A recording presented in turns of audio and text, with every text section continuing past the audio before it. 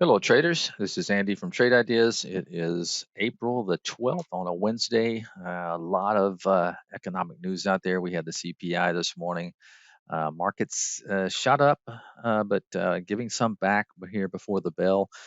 And we do have the FOMC meeting this afternoon, too. So be careful out there. I mean, it's not. You don't want to be too aggressive in this kind of environment. But anyway, let's take a look at some opportunity today.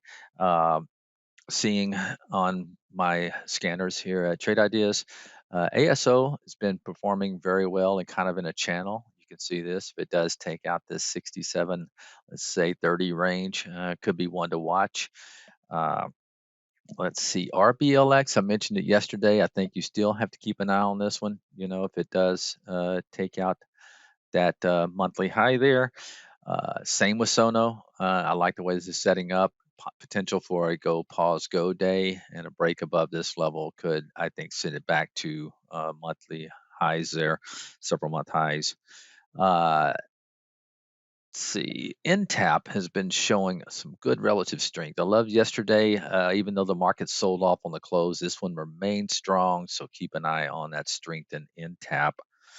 Uh, a pullback alert, EVGO is one. It's earnings. I believe it was, yeah, earnings on this day. It's pulled back to its moving averaging, holding this 50 period and the 10 period. So maybe want to take a chance on through that 3-day high there.